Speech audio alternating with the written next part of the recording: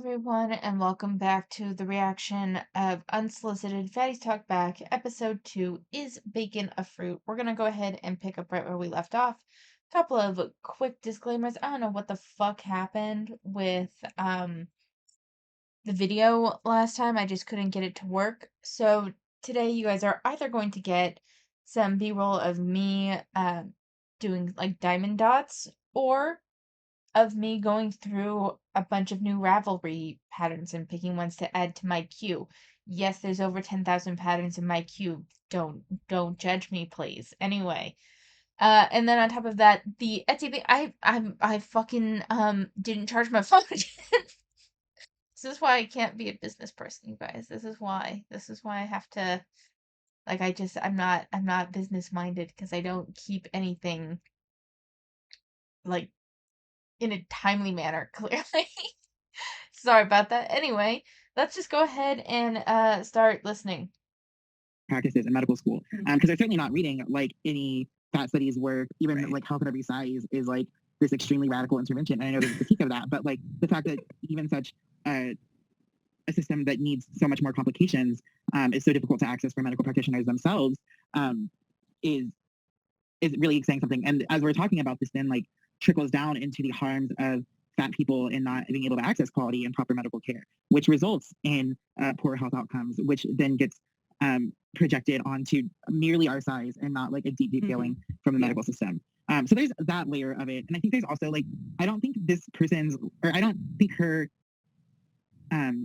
staying with her husband is necessary. It feels also like very patriarchal, right? Like we're talking about that like people stay with partners for like lots of reasons because of the way that like quote unquote love is shaped in our culture. And I think it's just really important to like, it's something I had to learn. Like, you know, I've never had a romantic partner, and I've always felt it's been a I mean, some of you might be familiar with how it's been a source of like hardship for me and pain for me. But I also had to realize that like romantic relationships aren't always like happy and healthy, and can actually be sites of deep trauma as well. And so I think there's like all kinds of decoupling that needs to happen for this person, for them to even have like and like on top of all of this, like the emphasis is like on her body and the quote unquote health of her body, and not the quote unquote health of her relationship or mental health, right? Which would be elevated likely by leaving this relationship. But So the thing is that I don't even think it's really that focused on her health, because I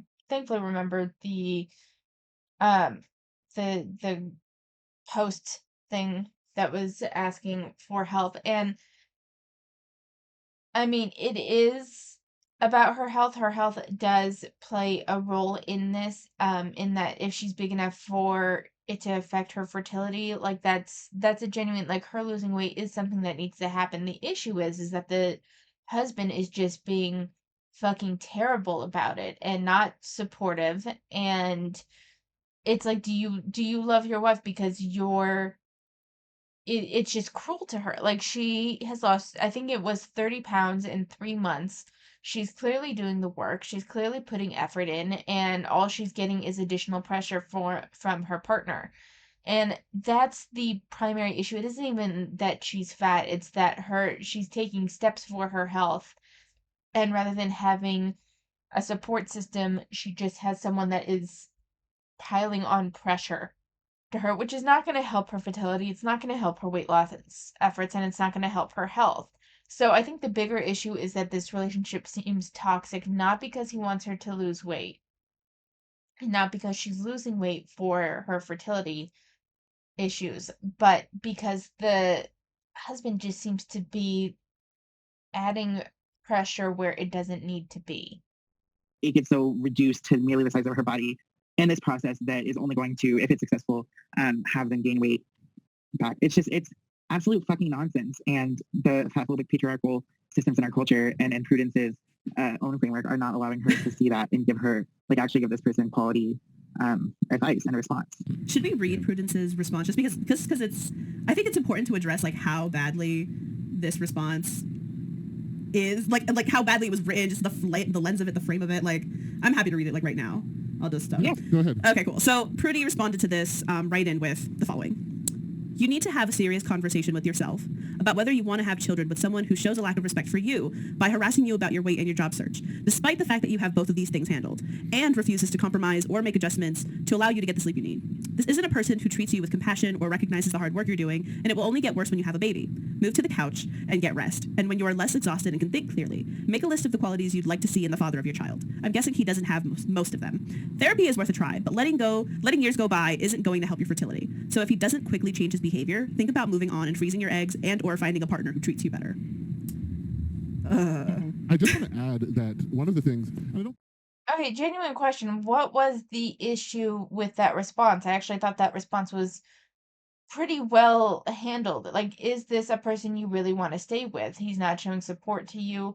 He's like adding to your stress level. What kind of qualities do you want to see in the father of your child? And don't expect this to get better. It will likely only get worse because right now the relationship dynamic is pretty toxic, and I think she's pretty spot on with that. So I don't really understand what the issue is here. I'm interested to see what problems they have with this response.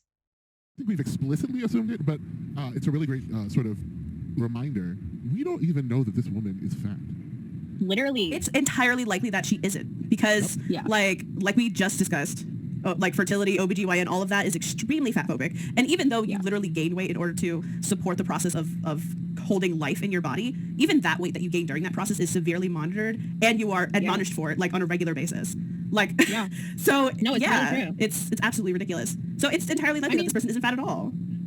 And something that this really like brings up for me too is the ways in which I would argue if she was able to lose 30 pounds in 3 months with what seems to be nominal difficulty, like it wasn't that hard for her.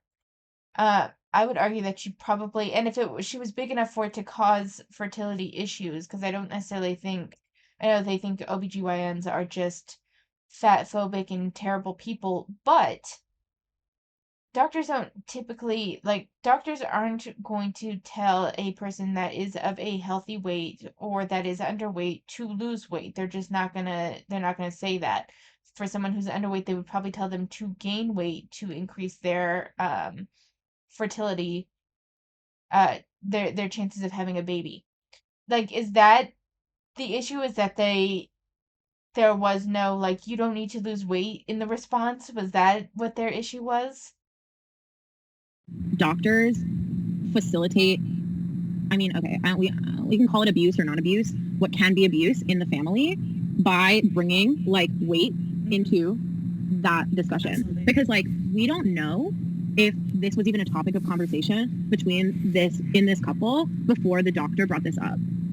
And I know that in my experience, like doctors and their harping on my weight specifically caused a lot of stuff in my family and a lot of trauma.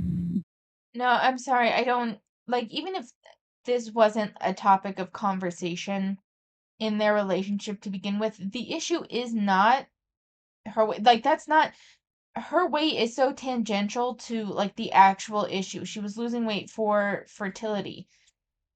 This partner does not seem to be very supportive and is not showing good, like, support coming from like a supportive place or a quality relationship skills on his part. Like, he is showing some rather toxic behavior. Her weight at this point is secondary to the overall issue. This issue was not caused by her losing weight. Like, I don't understand this.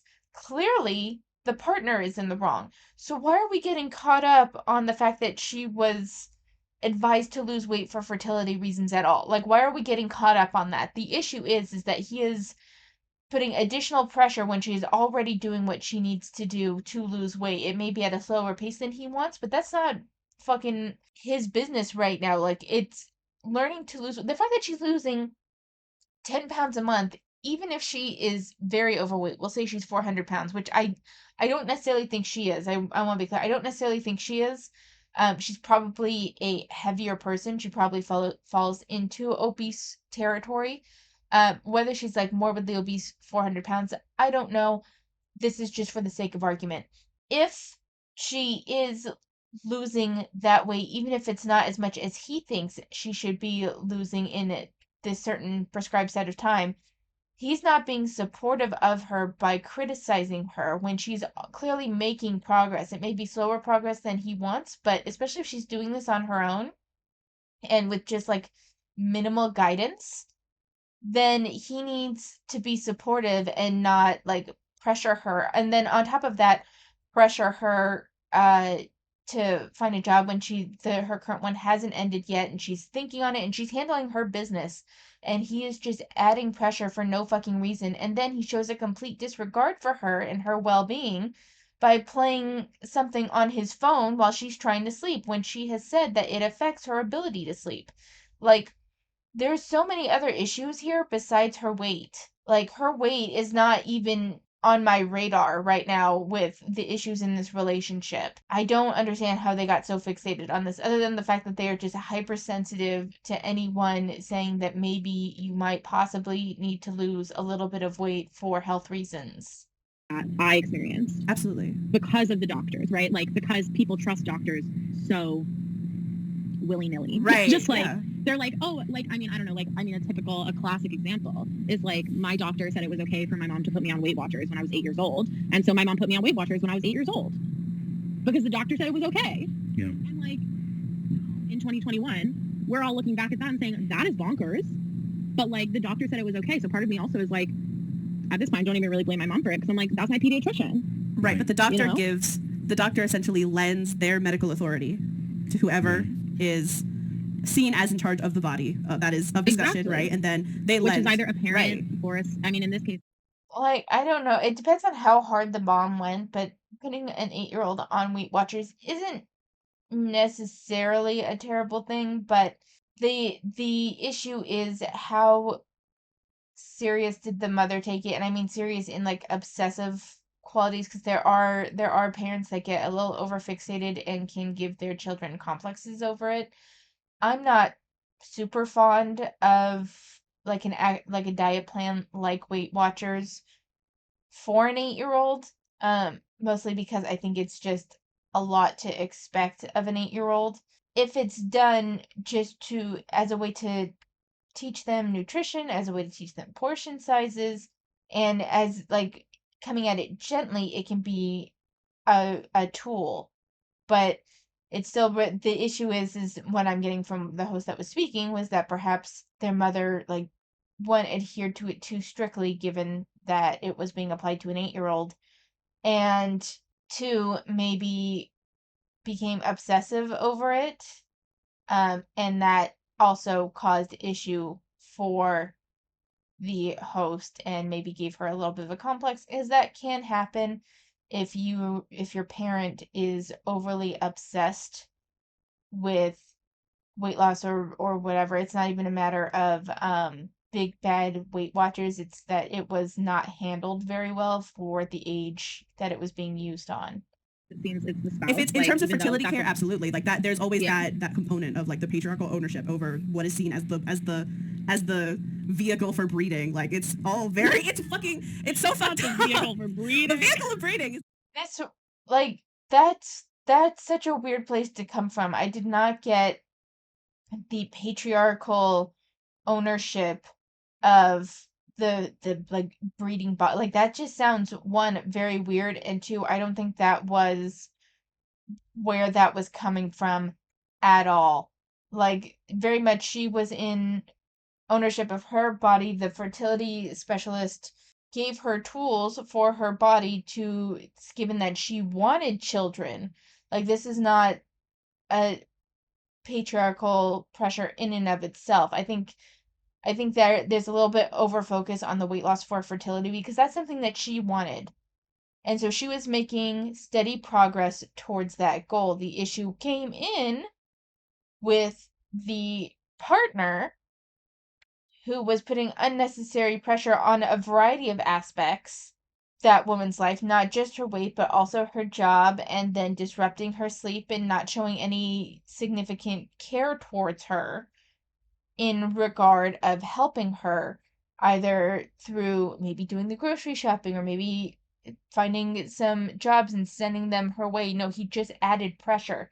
And for me, the biggest thing on this whole thing was the fact that he had no regard to even put on headphones while he's watching something in bed while you're trying to sleep, while the person who wrote in was trying to sleep. Like, that shows a serious lack of care and consideration for your partner.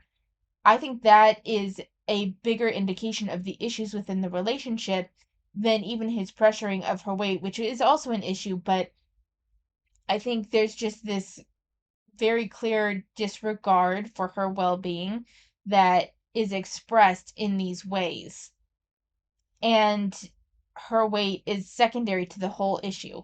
Like seen as this inanimate object that will hold growing life, and then that's why like you see like such a heavy emphasis on the partner, usually like this male entity that is given an equal say in terms of what one person does with their body for reproductive purposes. It's Circles back to what Caleb was saying earlier about doctors not even knowing shit about fat people. It's like, no, but like literally it's like I learned recently, which I don't even know how I didn't know this already, but that like fat people can't donate their bodies to science when we die. Yeah. Like that's when I learned that, I don't know why I was so shocked, but I was like, is this a joke? Can I tell you something even? Isn't that the whole point? Can I tell you something fucked up that goes along with that? Say it. So, I can't remember if it was at the beginning of this year or the beginning of last year, but there was a research article that came out examining training medical students' experiences in gross anatomy class, which is where they do like all the work with the cadavers, and essentially examining their reactions to using fat cadavers versus students who were training with thin cadavers. And from from the jump, they're already just like, oh, these bodies are so much bigger and there's so much extra work like attached to slicing through them, and so it automatically like the act of interacting with the fat body from the onset of training is through this like lens of it being burdensome or disgusting or like unruly and hard to manipulate. And so that already like discourages or reifies like the disgust that medical students come in with, that is only amplified through the process of medical professionalization. It's That reminds me of one of my favorite academic essays also that's about similarly by Samantha Murray. It's called Corporeal Knowledges in Deviant Bodies. But it talks about how the model fat that like these models of like the actual substance of fat are sold in like medical equipment magazines, and the language that is used to describe the fat substance, which is purchased in order to train doctors. Even like the language and how these things are presented is scripting them with fatphobia, and how much of that like feeds through the entire medical training process, right? So like even if they're not brought in being like, ooh, this fat cadaver, look at this like body, and even if they haven't already absorbed all that information culturally, in their training, they're being told like this is actually disgusting, this is actually abnormal, right? And then like Jordan was saying that I find it hard to believe that they're telling medical students the morbidly obese are disgusting. Like, that just doesn't seem like something that would apply in this sort of medical training. I just don't. Saying that it's not normal is a whole another thing, but medical professionals have to deal with the abnormal semi often. So that's like, I don't know the politics around fat people being admitted for science or not. I know that there is an issue with the morbidly obese, and why is my brain not remembering the word where they cremation, there it is. From what I understand, it is much more difficult, and there's like potential issues around cremation of very large people. And I know that once they are done with like using the body for science purposes, that the body is cremated and then put in like this either returned to the family or put in a communal grave situation. I don't remember, but it's something like that. And there's significantly more issues with doing that with the morbidly obese. There's something that goes on during the cremation process where the morbidly obese, there's more like potential for issues. Also, it's worth saying, just so you guys know, because like this was something that really interested me for a while, but if you donate your body to science when you have no way, you have no choice in how they use your body. So if they could use it for parachute testing, they could use it for as like perfect crash test dummy situation, like all that shit. Another way that they can also do it is that they can dismember you, and like they send your face to a cosmetic school where those students would like practice giving you a nose job or something. But like your head is just your head. Your head isn't still attached to your body. Students that have to do like specialized in hand surgeries or something, your hands can be cut off and just sent to them. Like it's one of those things. So there is also the possibility of increased difficulty with dismemberment of the body for science purposes, due to the amount of fat. That could also be like a contributing factor of why they don't accept the morbidly obese. There's just other things than just like disgust and fat phobia for reasons why they would not necessarily accept the morbidly obese for science study. I think that's a little short sighted given the growing issue of the morbidly obese, um, in today's day and age. And it would probably benefit students to work on someone that's morbidly obese simply for the practice, because they've just become more prevalent, and I think it has practical use. But there could be many mitigating factors as to why the morbidly obese are not utilized. Fat patients to worlds of harm. And I have a very similar story where like I experienced medical abuse as a child, because and my parents listened to the doctor because like of course why wouldn't you? And like having a single parent, a disabled parent, who's like a woman of color, like of course she's gonna like you're not gonna necessarily have the time, energy, resources to even question what the doctor is telling you, right? And then and that how that has like it has had such severe impacts on my body. And every time I go to the doctor now, like I have to be the one that is responsible and accountable to the damages done from this doctor when I was a child, right? Exactly. And so it's just like so insidious and deeply. It's just like one of the many ways that like medical fat phobia harms fat people so insidiously. One of the things that I wanted to point out or talk about is that whole conversation about fat cadavers and the fact that we can't donate our bodies means that automatically medical students are going to be working on less or no fat bodies in their training. So once again, it's the same cycle of, oh, you have no experience with this. Oh, the only experience you're given is the experience that is like coded to be. So the one thing that I, with potential caveats, agree with them on is that I think that it would benefit medical students to have some experience working with a morbidly obese cadaver or just an obese cadaver or anything like that, simply because fatness has become more prevalent. And while the general goal would be for people to lose weight and maintain a healthy weight, the reality is that most people are not necessarily going to do that.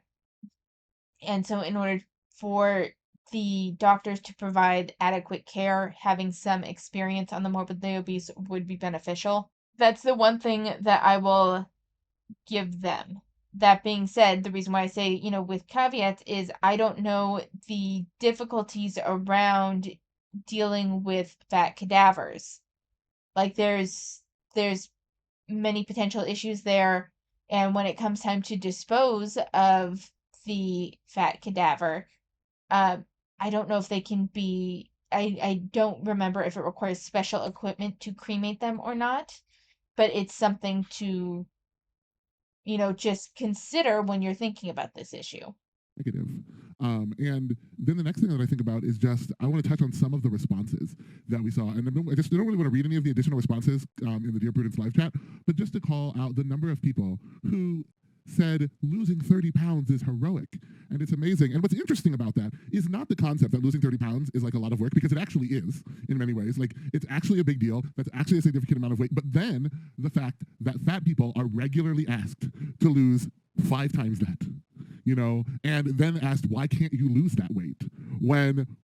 Okay, but losing 30 pounds at there's a big difference between losing 30 pounds at like my weight. Like I want to lose 30 pounds. I'm currently ranging between 180 184. Like I keep gaining and losing those same fucking 4 pounds. It's pissing me off. And there's a big difference between losing 30 pounds at my weight, losing 30 pounds at 250 pounds, losing 30 pounds at 350 pounds, losing 30 pounds at 450 pounds, and so on and so on. The ability to lose those 30 pounds and the difficulty connected to that is different based on how big your, like how much your starting point is.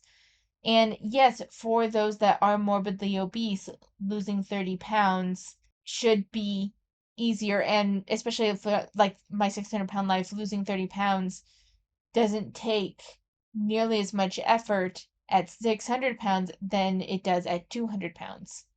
Like, there's just a big difference there. That's why when you're morbidly obese and you need to lose 30 pounds, or as they said, 5 times that, so 150 pounds. Let's say you're 600 pounds and you're asked to lose 150 pounds.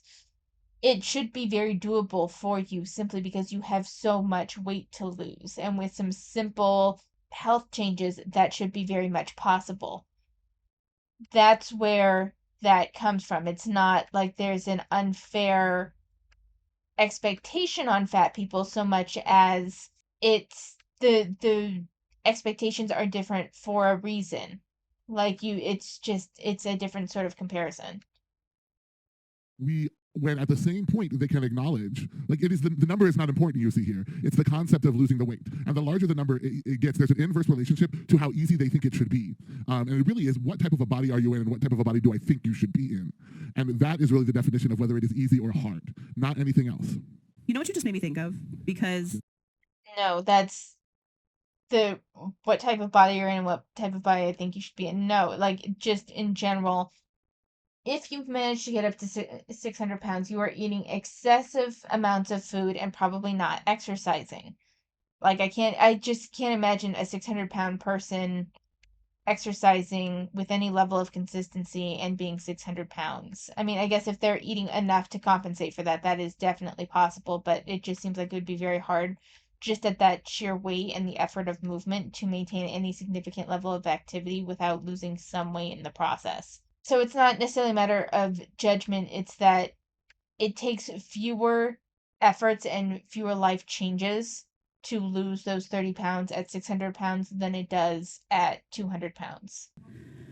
like in this whole discussion about like, oh, losing 30 pounds in 3 months is superhuman. Oh, that was such a huge achievement. Like to start off, losing weight is not an achievement. Like it's not, Right.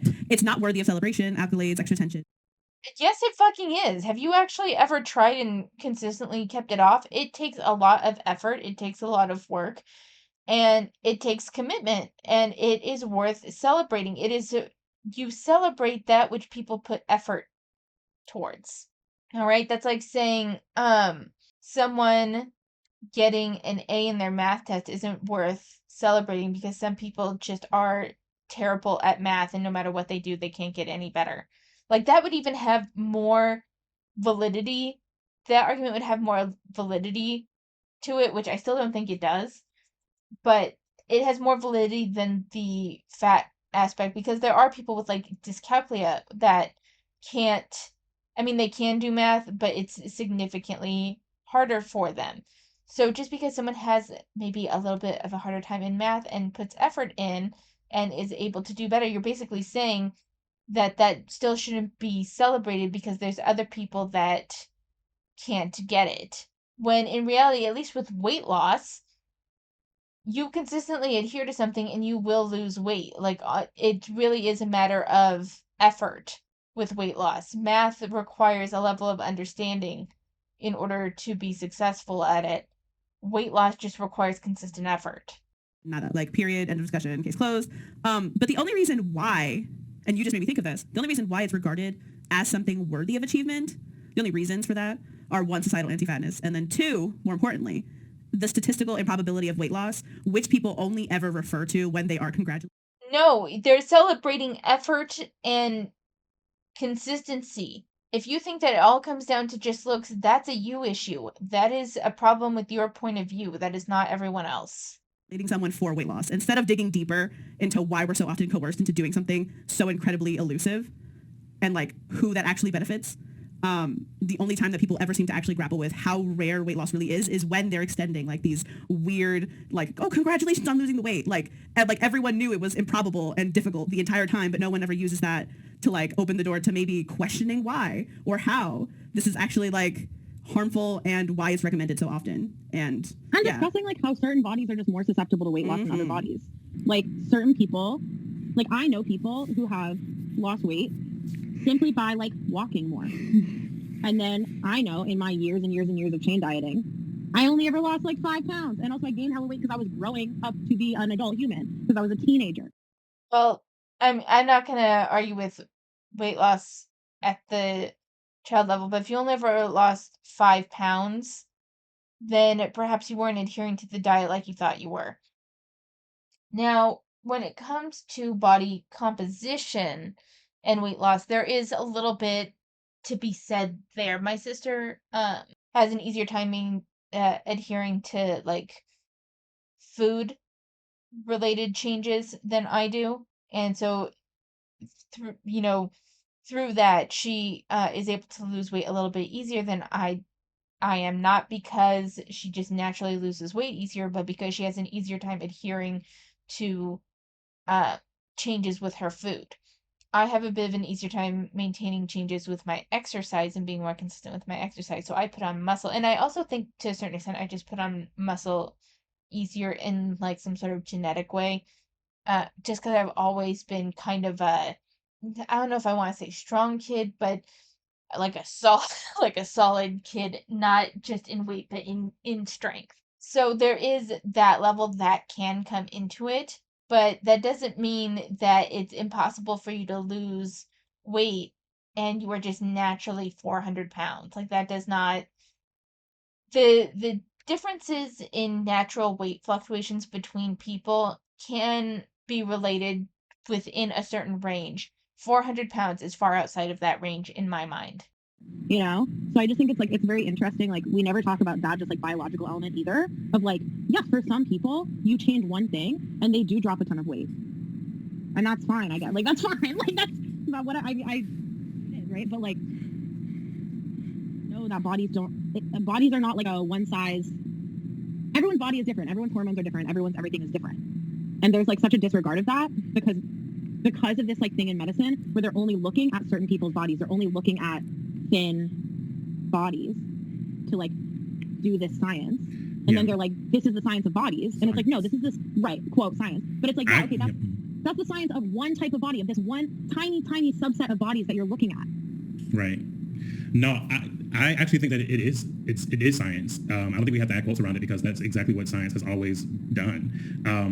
And I also think that this is why it is so important, like, to talk about desirability in relation to physical science, in relation to like other things that we wouldn't really think of as like necessary to talk about in conversation with one another because they seemingly are not related, but like they quite literally are. Like they only, like, this only becomes something that we even have to think through or talk about collectively, not the only reason why, but in large part because of the way that bodies are read. Like, I think it was you, Mikey, who talked about, you know, like they're entering into engaging our bodies with general disgust already, right? And that's part of what I'm talking about when I always talk about the politics of desire and like desirability politics as things that matter, because the people who benefit from those politics or from that politic are also the ones who sit in power, right? These are the people who are eligible to hire us, or in this case, the people who take care of our bodies, in quotations, right? Take care of our bodies. But none of us are without our own biases. None of us are without our own like socializations, right? And we're all socialized under the very same anti-fat, like deeply anti-black, like structures and society that we live in. So for me, it's always like, now that I am living with this knowledge, it's always heart-wrenching and heartbreaking for me to witness and think about the ways that that doctors do engage our bodies, because you know that these are people who are literally just that. They're people. They come from the same places you come from. I mean, well, not really. Most doctors are rich, but they come from living in the same world that you live in, and also the fact that most doctors are rich also plays a part in that, right? Like statistically, most of the people who make it through med school are people who come from money, because poor folks cannot afford to pay for med school. So these are also people who are. So while there is a level of truth that if you graduated from med school, there is a higher likelihood, but not a guarantee, that you come from a family that's probably a little bit more well off. That being said, medical student debt is a thing. Some people come from poor families and just go into crazy amounts of debt to become a doctor. So I think that, I don't know, kind of dismissing doctors simply because some of them came from a more affluent background is just weird to me. But let's hear what else they have to say. Under conditions that they've never witnessed, that they've never been able to experience, that they've never, like, or rather they're coming from conditions and from environments that are so unlike ours, that are so different from at least mine, I'll say, because I don't know everyone's backgrounds here, but like are so different from the environment that I come from, where they can never say that they came from quote unquote the hood, right? They can never say that they were raised in a poor environment, and so therefore they don't have any idea. Yeah, see, that's you're creating a very broad assumption that I don't think is very fair. Statistically speaking, like there is a level of truth to what this person is saying. Simply just due to the fact that getting into medical school requires not only the funds, but a little bit of knowledge on how to navigate the system. And unless you're lucky enough to get a good mentor, if you did not come from a place where someone else in your family has gone through the system, figuring it out for yourself without a mentor is extremely difficult and is definitely a barrier there. But I don't think that that means that therefore no one from, as they said, the hood would ever get into medical school. It's just significantly harder. There are more barriers, but to act like that never happens is just it's disingenuous to me. There are doctors that came from poor backgrounds. They may have gotten some scholarships. They may just have taken on a shit ton of debt, like a metric shit ton of debt, because medical school is very expensive. But I don't know, like, I don't like where this argument is going.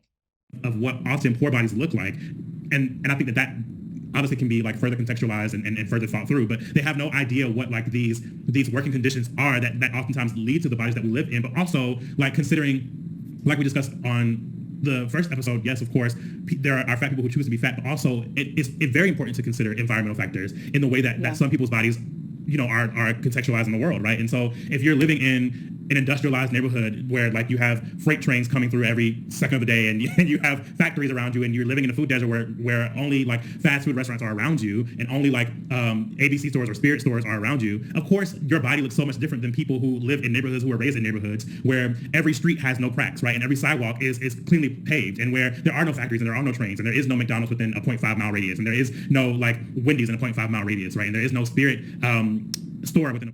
You're putting a very distinct, like, broad. Don't get me wrong.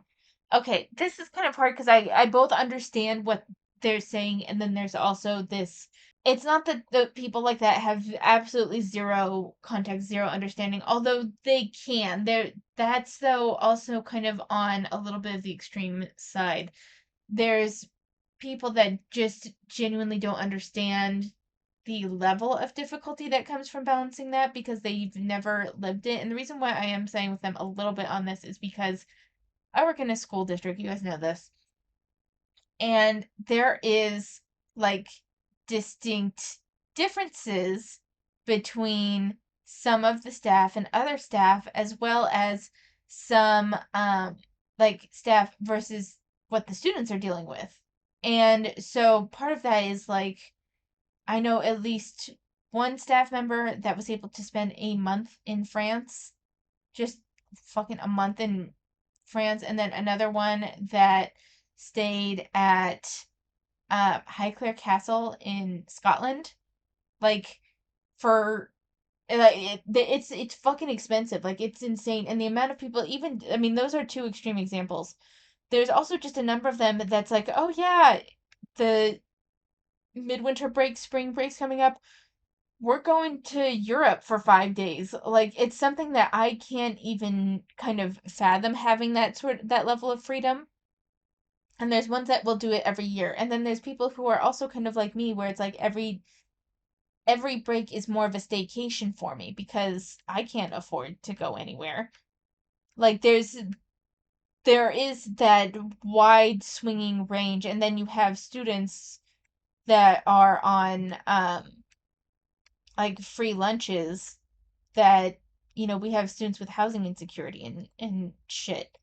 So there is this, the it's not that there is a lack of intellectual understanding, because I think there's plenty of people that have that intellectual understanding, but there's a big difference between having an intellectual understanding of, yeah, that's difficult, and truly understanding the difficulties that go in to living that life. Now, that does not mean, though, that you just throw up your hands because your life is more difficult and say you can't do it. It's a matter of maybe sometimes listening, because sometimes the doctors lived your life and they're like, this is how to kind of work around it, or work within your environment. And I get the feeling that there's just some people that don't want to hear that. 0.5 mile radius, right? Like and you have access to transportation to where you can go to your local Whole Foods and you can go to your local, like really your local Publix and be able to pay for foods that oftentimes poor folks are not able to pay for. I think all that plays a significant. You don't have to go to Whole Foods to eat healthy, though. I don't like that, the way that's set up. You don't have to go to some upscale, or expensive grocery store in order to eat healthy. There's ways to eat healthy on a budget. It takes more, the one thing that I will give them is that it takes more effort and it takes more planning than if you have the means to just buy whatever you want at any time. Like there is more effort that has to go into it, but it is possible. Let's not pretend that it's impossible simply because of your environment. And desire. And I think that without having any context beyond this small paragraph as to who this person is, I just can imagine that none of that is being engaged, right, by them or by the person that they're married to. And it's unfortunate because, I think that this is why sociology and in general humanities is so important, and why it should be funded more, for one, but also why more people should have access to it than just folks who are able to go to college, because it provides you with a necessary analysis to critique the things that you're navigating that so many people don't have access to. That's my long ramble. No, it's so true. It's so true. And I think that like it brings up for me, like when we talk about like doctors and their understanding of like intersectionality and like different identities and how they play into our health and all these things. Like I was telling you all earlier, and I only bring this up because I think it's actually kind of relevant, is that so earlier today I got a colposcopy, and that's where they like take a biopsy of your cervix.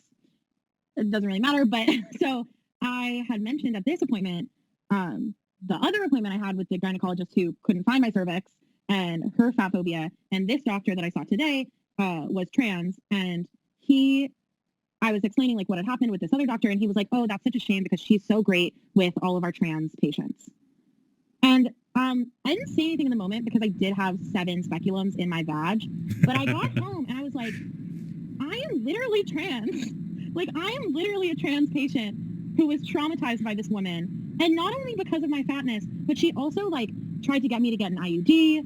And like all of these things that she was assuming about me because of my transness. And like, I don't know. It was just like looking back, I'm like very upset that I didn't say anything to this person that when he said that. But also I'm just like. This is one of those situations where I think that you're applying entirely too much to what was said. I don't think that the doctor was trying to discount your experience. What I got from that exchange was, that's too bad, because, and perhaps, usually would have been a good word to throw in here. Usually she's very good with our trans patients.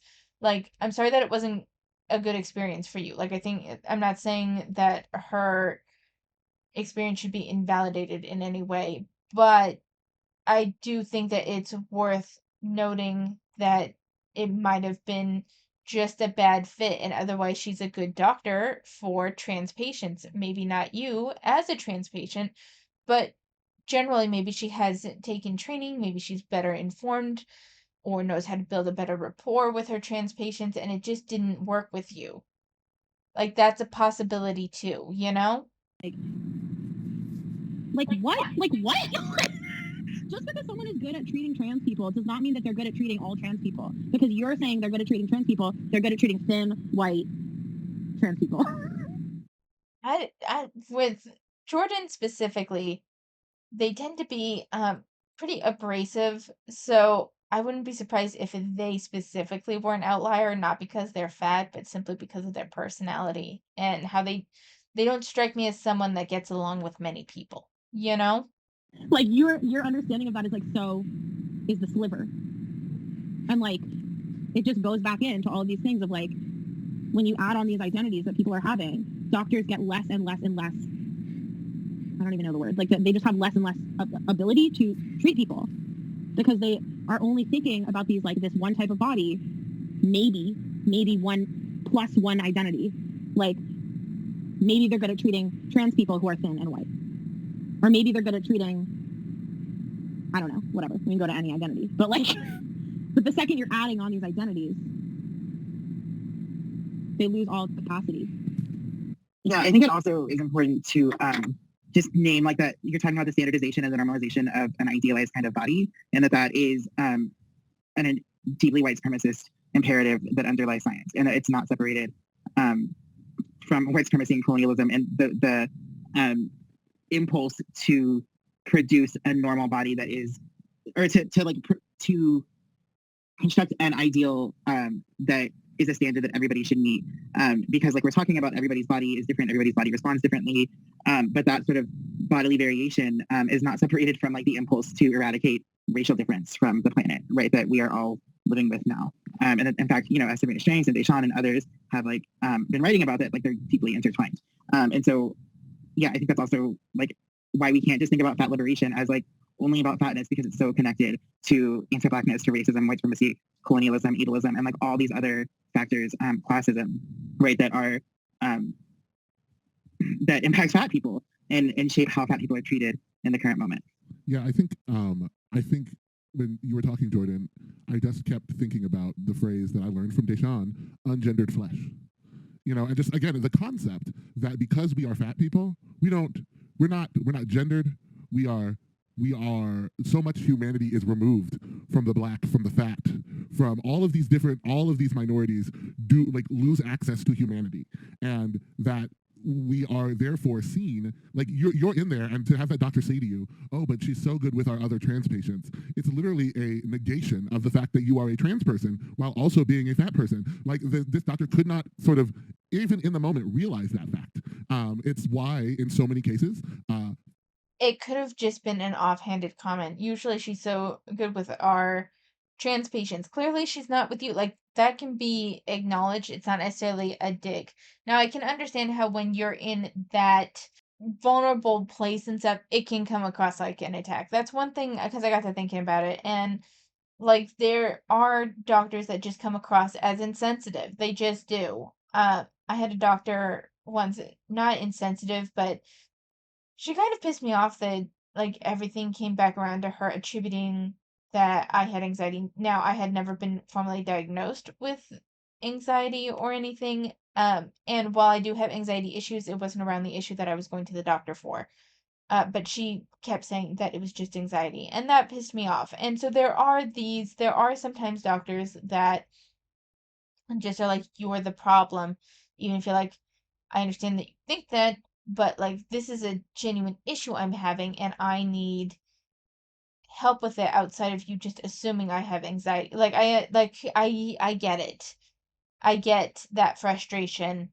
I don't necessarily know if I like the idea that you're of what they're saying that it removes the humanity. That just seems like very extreme. I'd like to know your guys' opinion on this one because it seems kind of extreme to say, they are removing the humanity of black people, of fat people in this way. I'm not going to comment actually on the black part of it. That seems to me again like conflating the anti-fatness and anti-blackness narratives, which I don't really like dealing with. If you are a person of color, if you are someone who is black, I would like to hear your opinion on, do you feel like you have your humanity removed in like a doctor's setting or something, or that your humanity is not acknowledged? I really don't know much about the black experience, especially in terms of uh, like medical stuff. So I'd love to hear your opinion on that, on what these people are saying there. But I don't know that when it comes to fat, I don't know because they just get so like they take one small instance and they tend to massively overgeneralize, like, oh well, she does well with our trans patients, therefore you're saying that you're removing um humanity and you're saying that Jordan is the problem, which, to be fair, in this particular circumstance, Jordan, I think, is more likely the problem than not, simply because they're Jordan. But I don't know. I want to hear opinions on this one. That trans people get misgendered more often. It's why in so many cases we are we are in every way black trans people don't have access to the same things that white trans people have. It is this, again, as I think Caleb points out, this layering on, and it's not even a layering on, because my blackness and my transness and my fatness cannot be separated. It is a combination of all of them that is like literally it's like a woven, and then like if you weave something and then melt it, like it doesn't come apart cleanly. You can't cleave my blackness from my fatness, right? They come together. Right. You can't consider me as one without the other. So true, Bestie. I wanted to contextualize what you just offered for the listeners who maybe have never read Mama's Baby Papa's Maybe by Horton Spillers, because Twitter is a great space for pop sociology, but pop sociology oftentimes decontextualizes phrases and then people start running around with them and they're misusing them. And so I wanted to just name, like, Horton Spillers specifically in this essay is talking about the way that what she calls like the black female body is stripped from, or rather has an altered reading of gender onto their bodies because of what she calls the ungendering of the black flesh. And so I'm naming that because what she then names, which is also something that I've written about, is that there's a particular level of radicality in embracing and claiming monstrosity, right? This monstrous sort of like designation or assignment that you've already been given, versus trying to situate yourself inside of this gendering that we call female or woman. And she then talks about, more broadly, black folks in general being ungendered beings. And I'm naming that because what I'm doing is fleshing out or using her language there to sort of like build a different, or rather build on top of her conclusion by naming that the black fat in particular experiences a very like specific type of ungendering or disgendering that I think is always very important to consider. But I wanted to name that because I'm sure we're going to have a significant amount of white listeners, and I would hate to have to embarrass one of our listeners by telling them that they cannot call themselves ungendered. You are not an ungendered being. You're actually a very gendered being, and gender was created for you. And I wanted to just name that because too many people, misuse language, and it makes my skin crawl. But yes, I am the being that titles themselves ungendered. Okay, that one confused me a little bit. Maybe I misheard, but were they saying that if a white person says that they are an ungendered being, that's just maybe it's just in context of like the book that they read or this very specific thing. Maybe I just missed part of that, but that seemed weird to me. Thoughts on that one too, and we're almost done with this, so let's just go ahead and listen to the last few minutes. Thank you for that, Deshaun. For anybody who might be listening who is fat and is looking for fat inclusive fertility education like resources, there is someone online who's actually doing that work, and I just wanted to highlight them. Her name is Nicola Salmon, and she's on social media, I think, as Fat Positive Fertility, and she also has her own website which has like a bunch of resources. I'm not a fertility expert, so I actually went to her website and did some reading and like learned a bunch of stuff, obviously, in the way one does when they're like realizing that a majorly fatphobic area is like finally broken down, and the fatphobia in that specific space is called out. It's all very illuminating. And on her website, I read about real challenges that fat people face with fertility, and no surprise, those challenges are derived from fatphobia rather than any kind of physiological challenges due to weight. Like things like fat people have trouble getting access to initial tests and referrals to fertility doctors and clinics, and they also have trouble getting access to fertility drugs like Clomid and Letrozole to induce ovulation, and they have trouble getting access to fertility treatments like IUI and IVF. And is the difficulty getting access to those things though simply because they're fat, or is it because those treatments are not necessarily tested for people of that size, which you can still say is a barrier, but that's different than how I feel this is being presented, that they're just barred from those simply because they're fat and doctors don't like fat people. Like most treatments are tested on within a certain weight range, so perhaps those people after a certain weight just don't fall into that category. Like, I understand that it's frustrating, but part of the reason also why doctors will recommend weight loss before offering these other options is because if weight loss fixes your fertility issue, it is the least invasive option. It is the least invasive treatment. It is the uh, most natural treatment, and it is the one that is likely to have the least amount of complications. You know? A lot of times these barriers exist because of arbitrary BMI limits that are placed on certain kinds of care. And so, yeah, if anyone out there is listening to this and thinking like, I'm having troubles with my fertility, I am also a fat person, this is something you're interested in learning more about, then I would recommend looking up Nicola Salmon and fat positive fertility. And links to her stuff will be in the show notes. Yes. Great. Okay, so I think that's all what we have for you today. Thank you for listening. If you like what you hear, you can follow. You can follow. That was an interesting one. That one was very frustrating to me. Because I mean everything, like I felt like they didn't even really pay attention to what the primary issue was of that column question. Because it's very clear that the main issue was not the fact that she was losing weight for fertility. Like that was not the main issue. Her husband had so many like other issues going on that the weight issue was so secondary to everything else that was going on. I can't believe that they focused on that.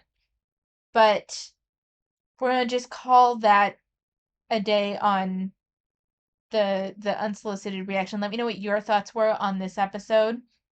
And in the meantime, so I am reading some new stories. We have Holding You Captive, which I don't remember if I spoke about this one last time, but what it was someone that was isekai to a new world where they do this regularly, right? They do this where they call people from our world, where our world is called like the divine world, and people are brought into that world with certain sacrifices from like these high ranking families. These priests pray for like 1,000 days to try to bring souls into this, and that's like the official soul. People have also found a way to do it kind of underground, and she was called in the official way for this very toxic prince. And not there aren't many chapters, so we're still kind of learning how things unfold. But not only was she called in, but her sister was called in. Her sister was called in unofficially, she was called in officially. And like there's so many potential complications there.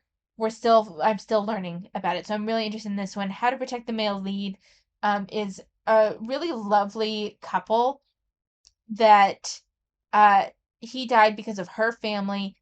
She made a wish as she like stabbed herself because she didn't want to be without him. And she was set back like 5 years or something like that. And so she's trying to find a way to protect her husband. And it's just really sweet. And then the other one that I read recently, My Husband's Reversal. So My Husband's Reversal, it's the whole like misunderstanding where she thinks he doesn't love her and he's actually very devoted. That's like all cleared up within the first 10 chapters, and then it becomes a husband and wife murder mystery where they're trying to solve who killed her in their previous life because they both remember their previous life. It is very cute. It is a very cute series. It's if you're worried about like spicy scenes, it's very PG. Everything is fade to black pretty quickly. Like you don't even get like suggestive content. It's very cute. I recommend it. If you want a story that has a semi-obvious culprit, like you can figure out by the halfway point who killed her in their previous life, but the whole thing is very sweet. He is possessive without being toxic. He gets jealous easy, but it's not toxic. The whole thing is very cute. I really recommend this one. It's very cute. I love it. And with that, I'm going to leave you guys here for today. Thank you so much for watching. Take care of yourselves, and I'll see you next time.